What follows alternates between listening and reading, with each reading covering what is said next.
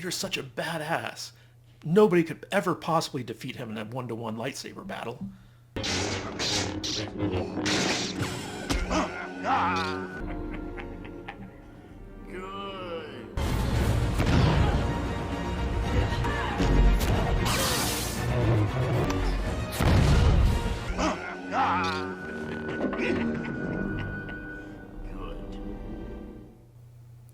Huh. I wonder why Vader didn't use any of those moves against Luke.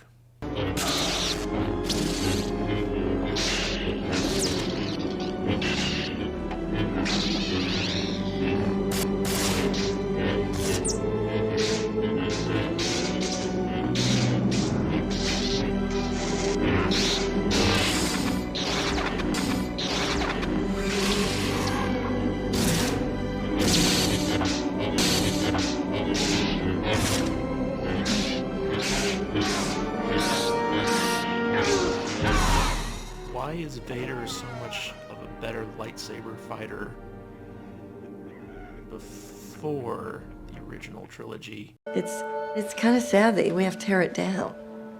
That's the thing about movies. I'm always like, really? We built this amazing thing and now we have to tear it down? It's a metaphor, Daddy!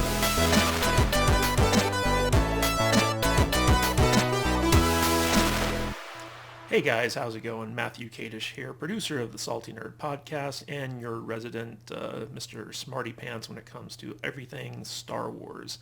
And today we're going to be talking about Obi-Wan Kenobi, Episode 5, the penultimate episode actually. So like this one brings us into our grand finale of Season 1. And I gotta admit, like this is the least bad episode of what is pretty much a pretty terrible season of TV when it comes to Star Wars. There was a lot of cool stuff that happened in this episode, I'm not going to lie. I loved the fight between Reva and Darth Vader. I thought that the Empire storming the Path's little sanctuary there was really cool. It was fun to get to see like some cool action. It was nice to get to see General Kenobi kind of like show back up and actually take some agency and some control over the narrative and, kind of help protect people and lead people to safety and all that good stuff. So there was a lot of things to like about this episode if you don't think about it too much, right? So the real issue here is like the storytelling narrative problems that have plagued this series from the beginning are so deeply ingrained that by the time we get to something that's actually cool, it's like once the coolness factor wears off and you actually start thinking about what you saw, it creates even more problems, not just for the series itself, but for the movies that come after it. I used to call these retroactive plot holes because when I was talking about The Last Jedi and how some of the creative choices in that movie kind of affect movies that came before it, in this case, a lot of the stuff that happens in this episode makes you wonder why it doesn't occur further on down the line in the other movies that come after it. And so it's just, that's one of the pitfalls of doing like a prequel where like basically you break stuff, whether intentionally or unintentionally, through ignorance or through laziness or just through like, being a talentless hack, which I think all three of those things are part of the making of the Obi-Wan series.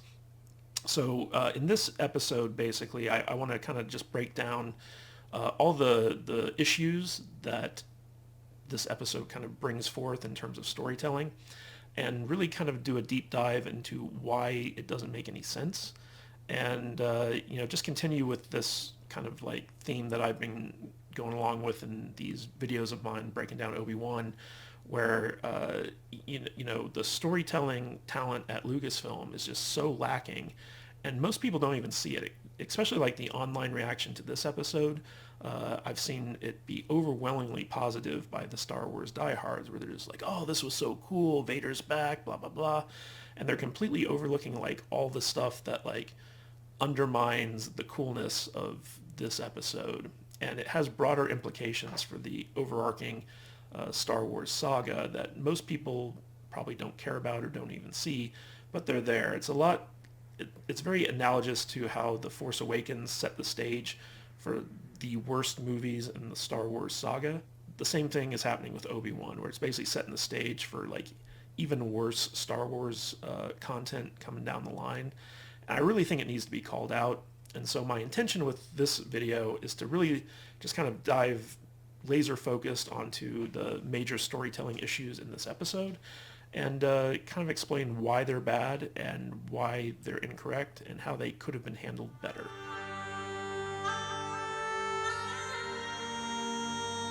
All right, so I do want to talk about some things that I liked about this episode and some things that really are kind of nitpicky that I don't want to go too deep into, but they're just stuff that I personally, my own subjective perspective, didn't much care for. So this was definitely the best episode of the season so far, but considering how bad all the other episodes have been, that's not saying much. However, like, it was cool to see, Hayden Christensen and Ewan McGregor on screen together again.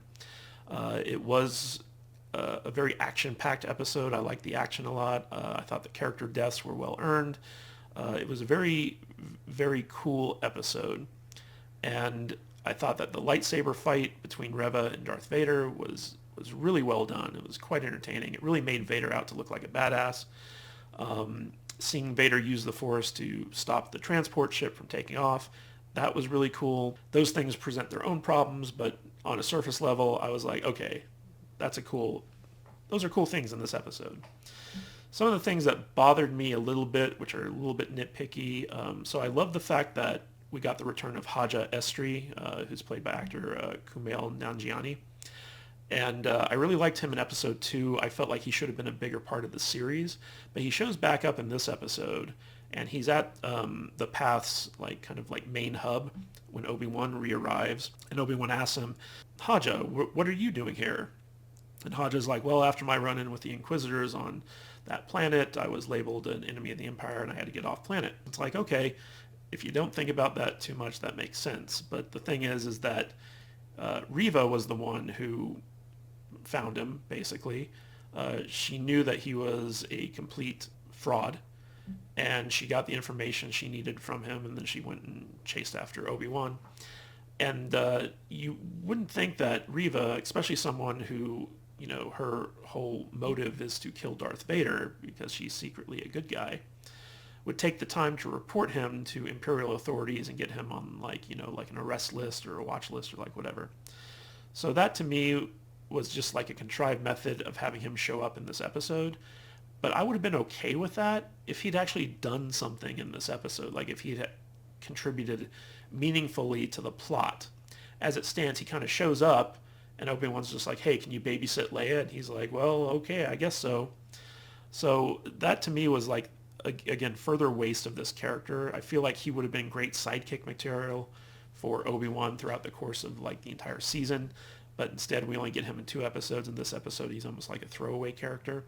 So I'm not too happy about that. The other thing that kind of bothered me was baby Leia in this episode. So basically Leia, who it's been established she couldn't fix her own little flying droid thingy previously, is small enough to crawl into the Jeffries tubes of the Path's underground bunker and figure out what she needs to reconnect to turn the power back on in order to open the blast doors in the roof for the ships to take off. And so we got to remember she's 10, right? And yeah, she's super intelligent, but just being super intelligent doesn't mean that you know how to fix stuff, right? So again, we have a situation here where Leia just magically knows how to do things that any reasonable 10-year-old, especially a princess, shouldn't know how to do. And they'd already established that she couldn't fix her broken little droid on her own. Obi-Wan had to be the one to fix it. So what in the world gave us the idea that she knew what to do up there? There should have been something where, Haja Estri was sticking his head in there and been like, no, put the blue wire with the red wire or something. There should have been some type of assistance where she was just the hands who could reach those wires, but she didn't know what to connect to what. So it was a very strange decision to have Leia do that. So again, it's kind of nitpicky. I understand they had to make use of her somehow in this episode and get her out of harm's way. But at the same time, it's just I always feel every creative decision that I come across in this Obi-Wan TV show could have been done better. And that to me was just like the biggest nitpick I have is how Haja Esri was utilized and how Baby Leia was utilized. Other than that, yeah, there was some cool stuff in this episode.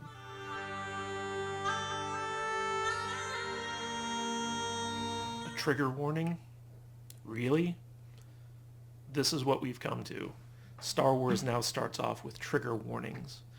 I mean, I get that you're dealing with some dark subject matter here where we're talking about killing, like, little kids. But, I don't know, George Lucas was able to make a movie that killed a lot of little kids and, like, never had to show it and never had to, put a trigger warning up. And it's weird. It's like Star Wars. Like, a lot of the big arguments for these detailed critiques for Star Wars movies and TV shows is that they're for kids and they're about space wizards and kids like that type of stuff. So like if this is stuff for kids, then why are we putting trigger warnings ahead of the TV shows and movies? Like you would think that in a timeless all ages franchise like Star Wars, they could figure out a way to, maybe like get the message across without being graphic about it, or at least having enough respect for their audience to not have to put a frickin' trigger warning at the front of a episode like it's a hot cup of McDonald's coffee or something like that. I mean, to me, this is just, it's a nitpick. It's a personal nitpick of mine. I just find it infuriating that we're at a point where people feel like, oh, we need to put a trigger warning in front of a frickin' Star Wars episode because there are certain people out there that might not be able to handle like a 2-second flash of a kid getting cut down by a lightsaber.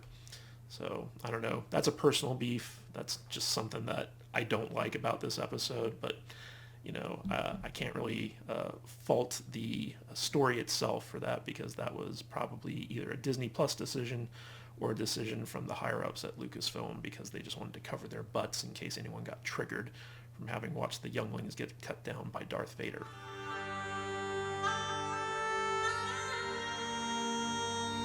You're not serving him, are you? You're hunting him. Did you really believe I did not see it, youngling? You are of no further use. Okay, so let me see if I get this straight. Reva was a youngling in the Jedi Temple during the time of Order 66. Anakin Skywalker rampaged through the temple, killing all the Jedi and the younglings he came across. He ran into Reva's group and killed all the younglings, and he thought he killed her, but he just injured her really badly, and she hid amongst the bodies of her friends in order to survive the onslaught. And then, after Order 66 was all completed, she somehow got to safety, healed herself, and committed herself to revenge against Anakin Skywalker / Darth Vader because she actually knows Vader's identity. And over the next 10 years, she somehow infiltrates the Order of the Inquisitors, learns the way of the dark side, works her way up through the ranks by torturing, murdering, and killing innocent Jedi and innocent people, all so that she can eventually get close enough to Darth Vader in order to kill him and exact her revenge for her fallen family and friends. But in order to get close enough, she has to achieve the rank of Grand Inquisitor and distract Vader long enough in order to murder him. So she becomes obsessed with finding Obi-Wan Kenobi, who she hates because Obi-Wan Kenobi was Anakin's master and is responsible for his turning into Darth Vader somehow. And so she becomes obsessed with finding Obi-Wan Kenobi so that she can then use him as a tool to distract Vader long enough to get her revenge and kill him. But in addition to that, Darth Vader, after he becomes Darth Vader, starts the Order of the Inquisitors in order to track down the rest of the Jedi and kill them off. So he handpicks these guys who are Force sensitive, he trains them up, and he teaches them just enough dark side power in order to defeat other Jedi, sends them out across the universe searching people down, and somehow he recognizes Reva as one of the many younglings he killed in the temple a long time ago, and knows that she's there to kill him and inevitably betray him. So he trains her up anyway because he somehow knows that she's going to be so obsessed with her revenge that she'll somehow be able to bring Obi-Wan Kenobi to him for his ultimate revenge. And basically he allows her to kill his Grand Inquisitor and then take that mantle and kidnap Princess Leia and put a tracker on her, because the first time that he confronts Obi-Wan, he somehow knows he's going to lose, and so he continues to allow her to put on this charade up until the point where Obi-Wan escapes yet again, and she tries to betray him and murder him, but he sees it coming because he knew who she was from 10 years previously when he was slaughtering her friends and somehow left her alive. And then after he reveals that he knows who she is and that this was all an elaborate scheme to get her to somehow bring Obi-Wan to him, he yet again doesn't kill her and leaves her to die just like he did the first time, because reasons? Does that about sum it up? So the level of mental gymnastics that you need to go through in order to make any of these character motivations make sense is just mind-boggling. Like, if Darth Vader recognized Reva as one of the younglings that he apparently murdered during Order 66, and he knew that she was going to be there and would inevitably try to murder him, wouldn't he just kill her outright and then find someone else to fill that slot of the third sister? You know, I know Vader's smart, but I mean, like, this is like a 10-year long game, you know, that he's playing, where he's like, oh, in 10 years she's going to get to the point where she's going to bring me Obi-Wan, and it's just like, wait, what? Like, I don't know if, I mean, Vader's smart, but I don't know if he's like, you know, that much of a forward thinker that he would think like, oh, this is going to pay off in about 10 years. And another thing has to do with her achieving the position of Grand Inquisitor, where it's like, well, why would Vader allow her to get that close to him if he knows that she's going to try to murder him? But number two, like, how does he know that the first Grand Inquisitor isn't actually going to get killed by Reva? Like, when she was on that planet, she stabbed him, like, through the gut. Like, what if she had just finished the job right there? Like, how did that guy know that he was going to survive that encounter and go along with this thing? I wonder how that conversation went. Grand Inquisitor, I have a plan. Yes, what is your plan, my lord? We're going to let Reva pretend to kill you. And why would we do that? Because Reva is a traitor who wants to destroy me. Really? Yes, try to keep up. Well, what is the point of her trying to kill me? She must think that she has achieved the position of Grand Inquisitor in order to get close enough to murder me. Oh, well, why don't we just kill her outright if she is in fact a traitor? Because then she won't be motivated enough to find me Obi-Wan Kenobi. But Lord, I am your Grand Inquisitor. I could find you Obi-Wan Kenobi. No, we're doing this my way. As you wish, my lord. So anyway, you're going to confront her, and she's going to run you through with her lightsaber. Very well, I'm with you up to this point, yes. And then you're going to survive being run through by her lightsaber. Okay, yes. And that's pretty much it. My lord, what if I don't survive being run through by a lightsaber?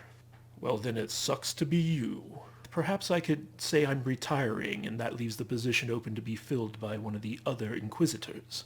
No, that's not how I'm envisioning things going.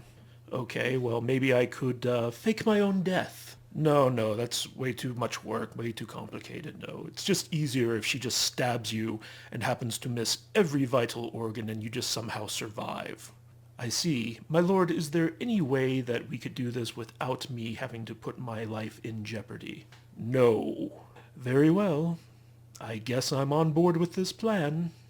Oh, but be sure to be completely healed by the time I reveal that I've known her inevitable betrayal all along. As you wish, my lord. I love it when a plan comes together.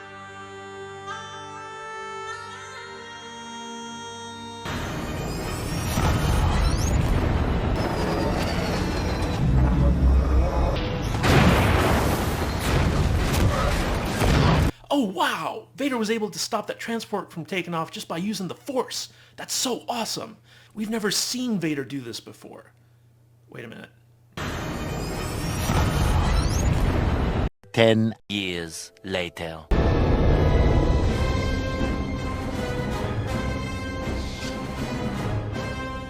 Well, maybe the Corellian cruiser was just too big for him to use his Force powers on. Size matters not. Look at me. Judge me by my size, do you?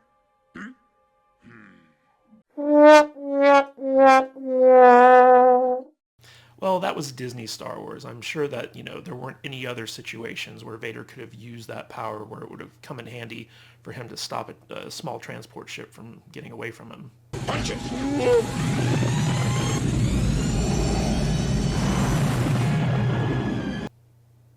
Fuck. Really? We built this amazing thing and now we have to tear it down.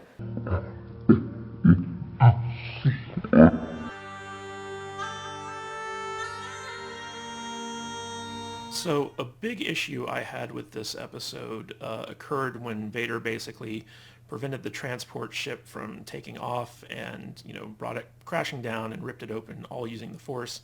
And that was like a very cool scene, but it's also kind of indicative of the broader bad writing in this show, and I'll explain why in a minute. So first of all, it was obvious that Obi-Wan Kenobi had meant for this ship to be a decoy, right? It was something to distract Vader and give them the opportunity to actually get everyone to safety off of a different transport. And when Vader enters the hangar bay, the ship is already taken off, and I'm thinking to myself, like, who's flying that? Like, once it's revealed that, it was a decoy, it's like, who sacrificed their life to fly that shuttle out of there? Like, was it a droid? Was it on autopilot? Like, was somebody actually in there willing to basically take a hit for the team?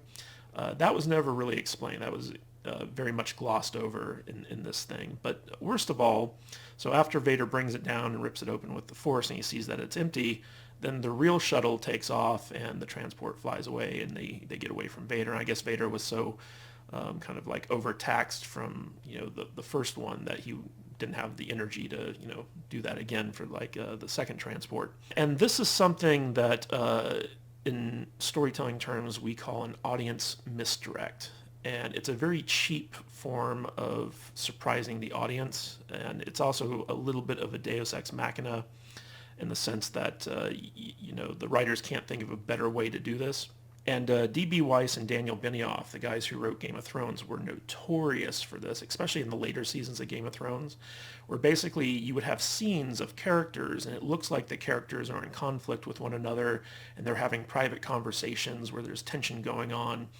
But it was all meant to intentionally misdirect the audience so that by the time like the big twist showed up, the audience could be surprised. So it was basically intentionally misleading the audience in one direction when they had a complete reversal planned in a different direction. And whenever this happened in Game of Thrones, I was like, that's really cheap, that's stupid, and the audiences didn't like it. In fact, after an episode where stuff like that would happen, you'd have people go on Reddit or like wherever and complain about like why would they actually have these conversations in private the way they did if the entire time they were working together, like it just doesn't make any sense. And this was a big audience misdirect as well because like there was no setup to this. There was no establishment that there were more than one transport in that hangar bay. And like if you really look, like if you rewind the scene and really look at it, yeah, you can kind of see like a second transport like in the back of like the hangar bay there while Vader's like pulling the first one down. But the proper way to have done this would have been to establish like, oh, like we've got a second shuttle here, we get, but it's got a broken engine we're trying to fix in time to get this thing going.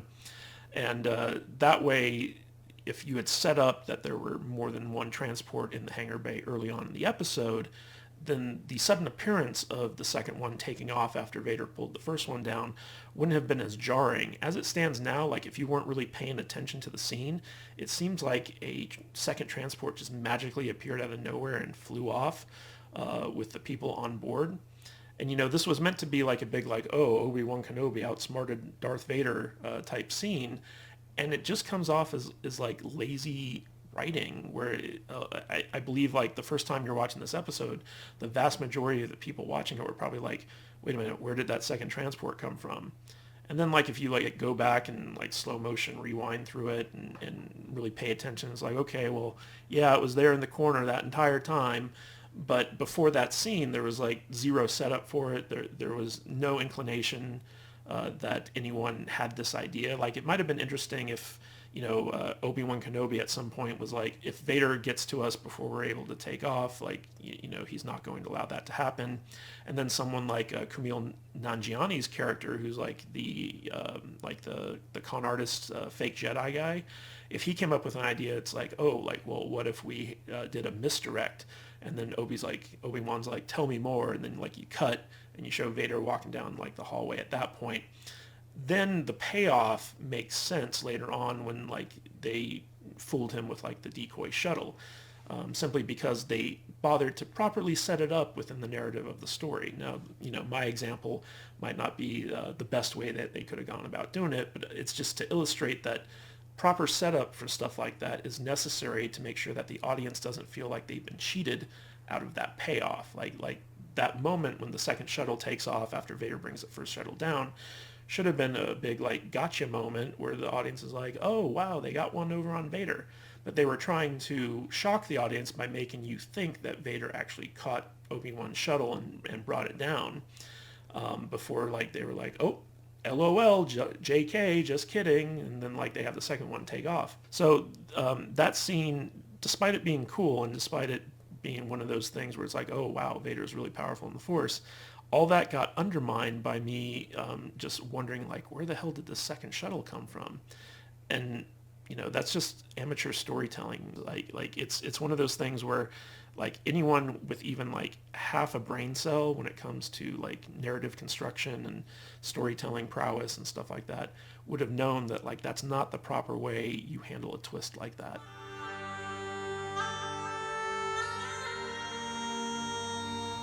I'm not really one to nitpick special effects, but they are an element of storytelling, and so I feel like this needs to be addressed, especially with this episode, because one of the big things that fans had been wanting was to see, Hayden Christensen and Ewan McGregor on screen together as Obi-Wan and Anakin again, and we finally got it in that episode, and I've seen a lot of people online geeking out about this moment, and I guess that's fine, but to me, it's so obvious that that Hayden Christensen is way older than he was when the prequels came out, and he looks it like he's got like the hard partying face on there of a 40-year-old guy that lived a hard life. In contrast to Ewan McGregor, like he comes on and he looks just like he did in the prequel trilogy, and so I'm like, well, either they used a lot better makeup on Ewan McGregor, or they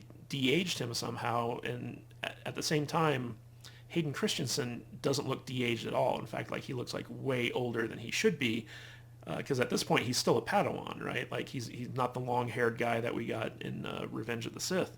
So I found it very odd that Disney didn't pony up any money for some de-aging effects in this one scene with Hayden Christensen, because like they could have, they have the technology, right? Like they've used it before, especially in Marvel movies where like they just, run some filters on this guy and, he looks younger. But I guess like either the production was too rushed or they didn't have the money to do that. But the entire time I was like, you know what? I would prefer a Justice League style fake upper lip CGIing out the mustache of Superman moment, just to like not have the suspension of disbelief broken as it was, because every time Hayden Christensen was on screen, I was like, man, he's old. Like that is not the young Anakin Skywalker that I know from the movies. So like I don't know why they didn't do this. It was kind of weird. Like it reminded me that back in the golden age of Hollywood, when a movie was filming with an older actress, someone whose wrinkles and stuff couldn't be covered up completely by makeup, cinematographers used to smear Vaseline on the lenses to kind of like give the lens enough of a blur to get rid of the aging effect on these older actresses that they were shooting. And like Disney couldn't even go that far to like put a little Vaseline on the screen just to make Hayden Christensen look a little bit younger. So to me, like, that just came off as kind of lazy, and it's kind of weird. So like, I don't want to take anything away from, people who are very happy to see these two actors on screen together as these two characters again. Because the entire time I've been watching this show, I'm like, where the heck's Hayden Christensen, right? And we finally got him. But I feel like it was a lazy execution. Like, they really should have, taken some time to, make him look younger in those scenes. And I don't know why they didn't do that.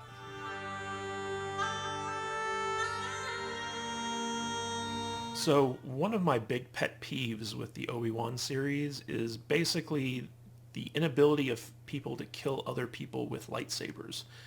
And this is very strange because basically, Jedi are based off of samurai. If you look at samurai movies, whenever someone draws their sword, you know that someone else is going to die because these are weapons of death, right? And so when you have instances where people are using lightsabers to fight one another, you expect that they're either going to lose a limb or they're going to get killed.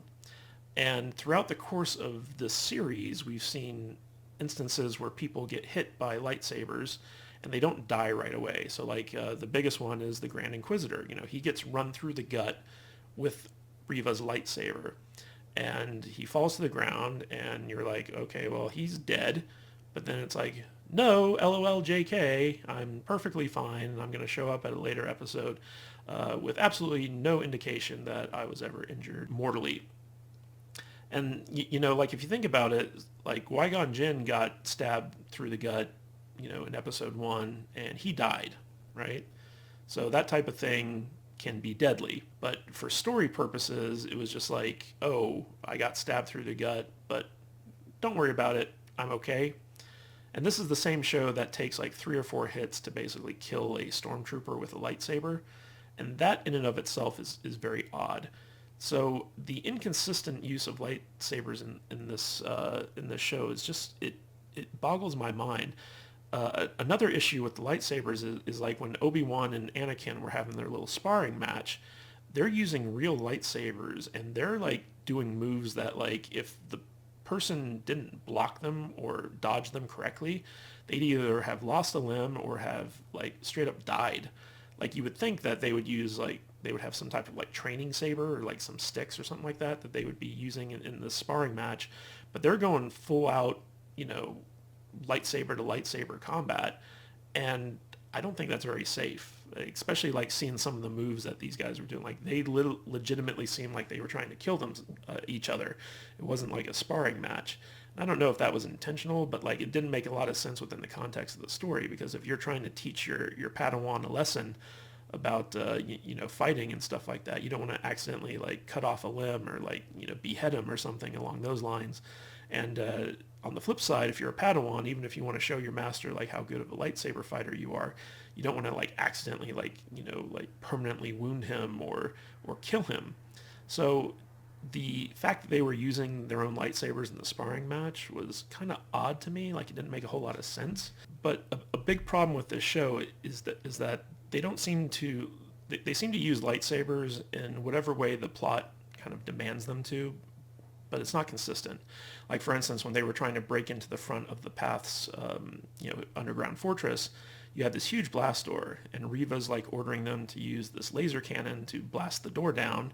And eventually she just walks up to the door and puts her lightsaber through it and then cuts through the barricade and opens the door. It's like, well, why didn't you just do that in the first place if the lightsaber is able to do that? And I know there are going to be people out there, it's like, oh, well, the big laser cannon had to weaken the door enough for the lightsaber to go through. But if you think about it, in episode 1, both Qui-Gon and Obi-Wan were able to shove their lightsabers through blast doors and like cut through them.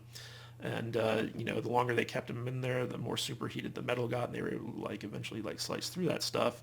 And the blast doors on this base didn't seem nearly as advanced as the ones for the Trade Federation. So like again, it's an inconsistency thing where it's like, if she could have just gotten in with her lightsaber, why didn't she just do that in the first place? Why did she need to like use the big laser cannon to shoot the door down? So I'd like to see a little bit more consistency with the lightsabers in this show. It's like if somebody gets hit by a lightsaber, like they really should die. Like I can't think of anyone other than stormtroopers who have died from lightsabers in this series so far, and they should be deadly.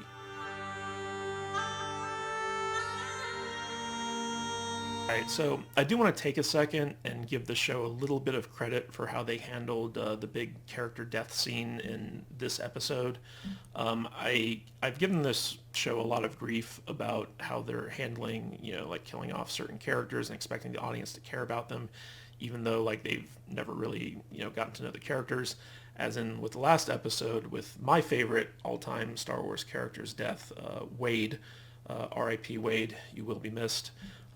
So like, in that episode when Wade died, it was supposed to come off as like a big emotional moment, not only for the characters in the show, but for the audience as well. And like, you're sitting there like, we got 2 seconds of screen time with Wade, which was the best 2 seconds of my life, by the way. So like, we didn't really get to know him, and we don't really share the grief of these characters who I guess were like super close to Wade. But in this episode, we actually got the death of a pretty significant character in the show, and that is the character of Tala, played by Indira Varma, who, was the Sand Snake lady from Game of Thrones. And the way that this death worked was actually like really well done, because we had, about 3 to 4 episodes of her character development, getting to know her, seeing how she helps Obi-Wan and Leia and stuff like that. And so she was an actual character that the audience came to know and identify with and stuff like that. And so like when we see her die, like there's actual like poignancy to it. And she doesn't just get shot in the gut and killed. She sacrifices herself in order to save the other members of the Path and Obi-Wan. And she goes out like a complete boss. And so like that made the death meaningful within the context of the story, but also made it meaningful to the audience, because like, like we understand that she was an Imperial officer and she realized the Empire was bad, and she was trying to atone for like a lot of like the crimes that she committed against like, living things. And so like she willingly sacrificed herself for the greater cause. So I got to give the show props for like actually doing a character death correctly in that sense. In the other sense, we also have like the android loader robot who basically, fights alongside. I didn't know he was programmed to fight, but he fights alongside the Path rebels, and he basically shields Tala as he's dying in order to, his last act is to protect her. And what's interesting about this droid is like he never speaks. Like we never hear him say anything. He's just kind of like in the background. But again, like this is a character that we've seen over the course of like 2 or 3 episodes, and so like it was interesting to see like how the show handled his death. But when you compare it to KSO's death in Rogue One, that death to me felt so much more poignant. Like I remember watching KSO like just basically getting shot to shit in that movie and being like really moved, because like I liked that character and I liked his interaction with the Rogue One squad, and to see him sacrifice himself and and go down fighting was like a real difficult moment as a fan, watching that character die and go out like that. So there were some similarities in that sense, but I feel like KSO was a much better established character than this random lifter droid was. And so like I feel like they could have done that one a little bit better if they had given that droid a bit more personality and let us get to know him a little bit more, just like with all the other minor characters we got a little bit more time with in this episode. They really should have been there since the first episode and let us get to know them entirely, a lot deeper than we initially did, because then we'd be a lot more invested, not just in Obi-Wan's tale, but in their tale as well. But I do want to give the show credit, because I feel like both of these deaths were pretty well handled.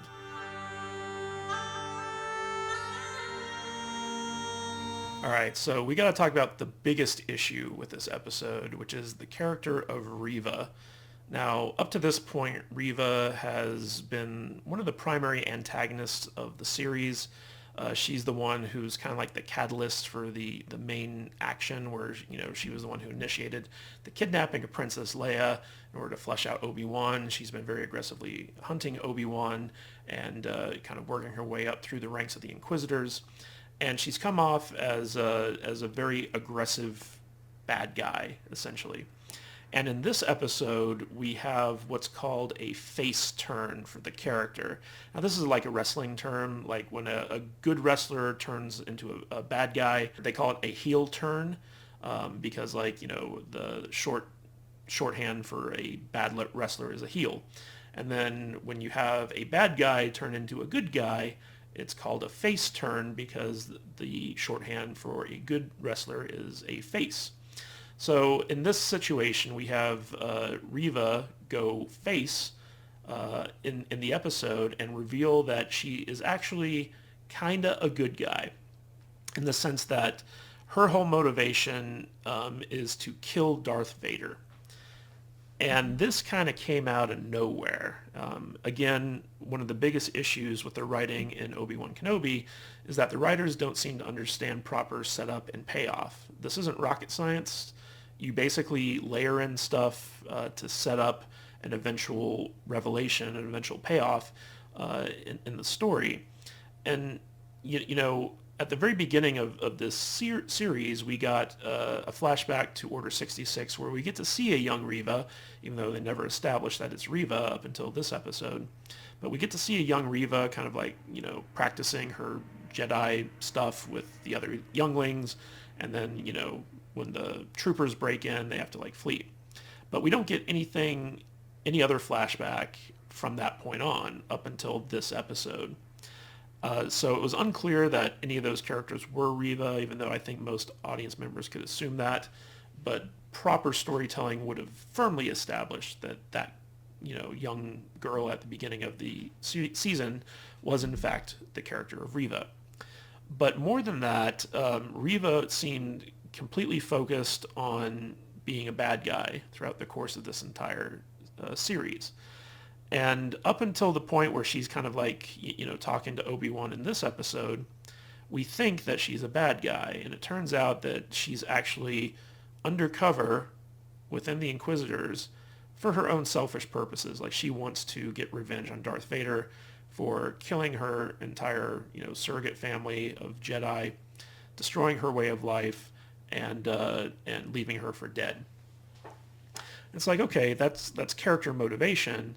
But at the same time, it's kind of weird because basically Reva, in order to get revenge for seeing everything that she grew up with get destroyed in front of her, her friends, her surrogate family, her whole way of life, all this other stuff, she decides that the best way to go about doing this is to join the evil organization that was responsible for it, work her way up through the ranks in order to get close enough to Darth Vader in order to kill him.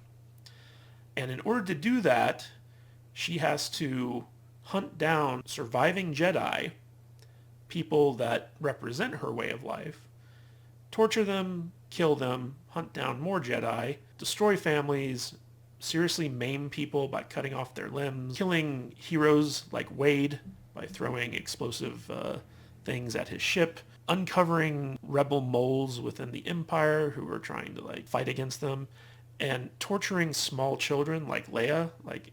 It was just an episode ago where she was putting Leia into some type of torture chair where she was going to seriously put this little girl through pain. And it's wait a minute, so her whole motivation for doing this is because she was a child who got traumatized by the evil people doing the exact same thing to the people that she cared about? That's a big discrepancy there. It would have been one thing if she was kind of a kinder, gentler Inquisitor, and the other Inquisitors always gave her a hard time for being too easy on the Jedi, as opposed to being someone who was literally she had to be stopped from killing that Jedi in episode 1 at the cantina on Tatooine, right? She had her lightsaber up against his arm, and if it wasn't for the Grand Inquisitor stopping her, she probably would have killed that guy right then and there. So there's a lot of inconsistencies here with her face turn in this episode, especially considering the fact that Obi-Wan eventually finds out, okay, this is what's driving her, so I'm going to surrender myself to give her the opportunity to get her revenge, and that will in turn give us the opportunity to escape. And the way that they go about doing this is so freaking ridiculous. Like I had to think that this was like unintentional comedy when I was watching the scene. So basically Obi-Wan gives himself up after Reva ordered her troopers to go in and basically slaughter everyone.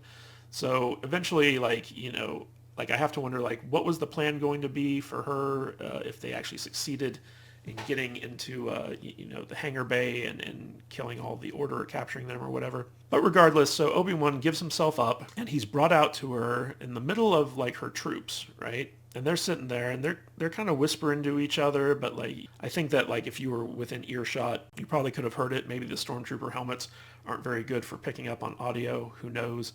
But it seems to be an odd choice to have Obi-Wan have such a important undercover conversation in the middle of like all these Imperial troops. Like she should have probably gotten a little bit closer to him, so like they could have like had, you know, like a quieter conversation about this stuff that was a little bit more believable.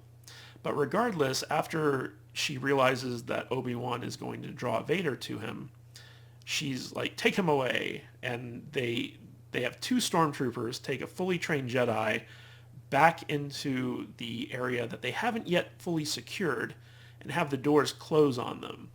And you would think it's like, no, like we're going to have you out here in the open. We're going to have all these stormtroopers have their weapons trained upon you, or we're going to like knock you out or put some type of restraining things on you to keep you from using the Force or something, right? So the only way to justify this is that Reva has him brought back in there in order for him to escape so that Vader can be lured into that area by himself. But there's no conversation of that. The proper way to do this would have been to have Obi-Wan be like, you know, send me back in there so I can draw Vader in for you and get these people out. You don't really want me, you want him, so like just let me escape. And if she had agreed to that, it would have made more sense than what we got, which just seems to be like kind of pure incompetence. But regardless of all that, it just seems like a lot of the stuff from the point where Obi-Wan initially wants to negotiate with her to the point where he surrenders himself and then is put back into the path's little underground bunker there is very contrived. Like it's full of plot contrivances. It's like, okay, well, this has to happen in order for the troopers to break in and fight with the path members, and then the path members have to fall back and blow shit up in order to get away. So we have like a good little action scene, but then Obi-Wan just surrenders himself anyway in order to, you know, touch base with Reva, get the path members to safety. And if you think about it, it's like, well, he probably could have gotten more of them to safety if he had just agreed right off the bat to surrender himself to her so that she could lure Vader in. And I mean, like, it was just one plot contrivance after another, because they were like, okay, we need an action scene here. We need characters to die here. We need this to happen. We need this to happen. And it got very frustrating to watch this unfold, even though like on the surface, the sequence of events was like cool. Like it was fun to see like some actual like battles in a Star Wars show for once. So I can't fault it too much for the entertainment factor, but from like a logical storytelling perspective, like this was a very poorly constructed sequence of events that eventually led to probably my biggest problem with this episode, and that is that Obi-Wan orchestrates this big thing to lure Vader into the hangar bay of the Path bunker. You know, he even explains to Reva, hey, I'm doing this so that you can take Vader down, right? You can get your revenge or like whatever. And so you would think that Reva, knowing that this is probably going to be her one shot to do this, would be following Vader. And when Vader is distracted and using the Force to pull down that transport, that would be the time to strike him when he's focused elsewhere and he's not really using the Force to defend himself. But instead, she waits for him to be completely done. She waits for Obi-Wan to be gone, so like he no longer has that distraction to obsess over. And then she tries to stab him in the back, and it's just like, dude, of course that's not going to work. Like he probably sensed you coming from a mile away, especially like, you know, with all your hatred and rage and stuff like that. And so even though the fight between Vader and Reva was cool, was completely contrived. Like I would have liked to have seen, this is what I would have liked to have seen, okay? I would have liked to have seen the transport with Obi-Wan, all those guys on it, taking off. Vader uses the Force to stop it, and then Reva, seeing her chance, tries to kill Vader, and Vader, you know, has to let go of that transport in order to defend himself from Reva. So the transport gets away, and then Vader, angry that she caused him to lose Obi-Wan, then fights her, and we have that badass fight scene. As it stands now, like, there's just way too many plot contrivances and Deus Ex Machinas to make this scene believable. And I know there are a lot of Star Wars fans out there that just geek the hell out over seeing Vader like kick Reva's butt, because it was a good fight. It was like probably the best lightsaber fight we've got in this entire series. But again, like within the context of the story, it doesn't make any freaking sense. And if Reva really wanted to get her revenge, that would have been the time to do it. Instead, she just comes off as looking incompetent. And you never want a main character, especially one that you're trying to turn into a hero or at least a good guy like Reva, to come off as stupid. Like, you always want your characters to be as smart or smarter than the people who are watching their story unfold. And that's just not the case here, and it's very frustrating.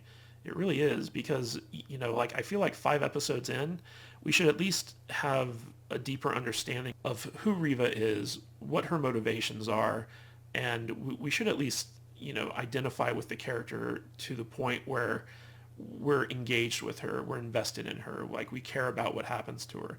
As it stands now, like the face turn for the character just kind of came out of the blue. Like there was no real setup for it.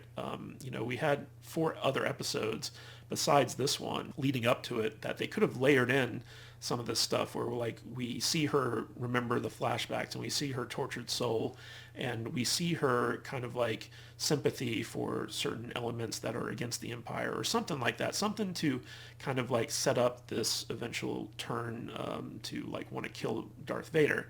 But we don't get any of that until this episode, and it feels like so rushed and so out of the blue and so unearned. I think that's the best word for it, is that this turn was unearned for the character.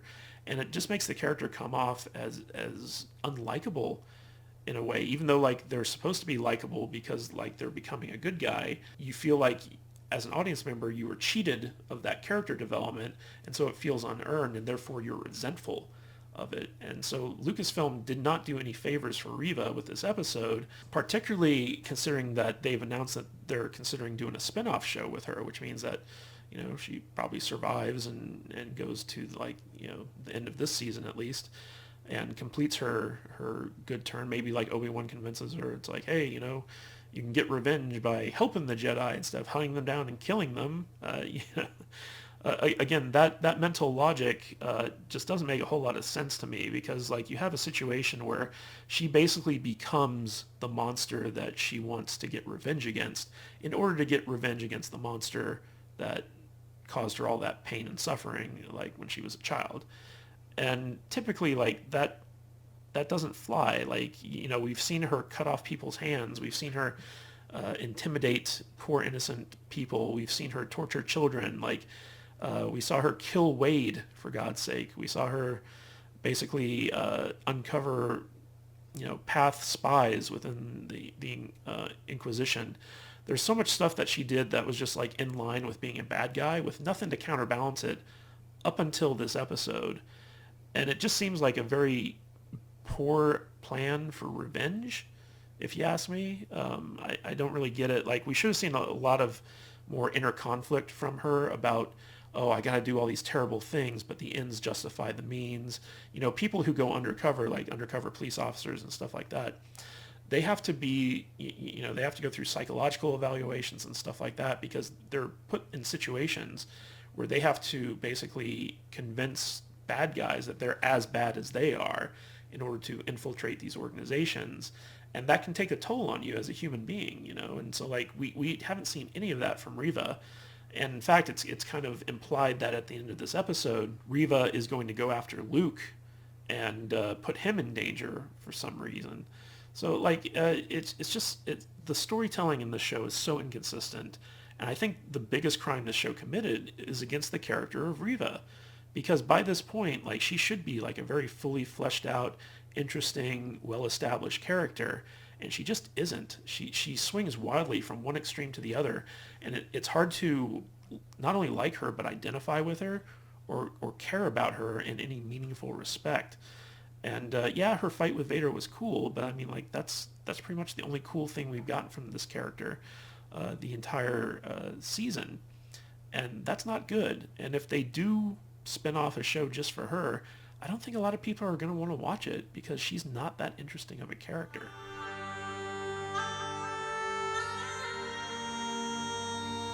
Alright, so this is the second to last episode of the season, and I know a lot of people have been levying criticism against me and videos like mine, where they're like, oh, just wait until the end of the season before you start, you know, critiquing it or criticizing it or whatever.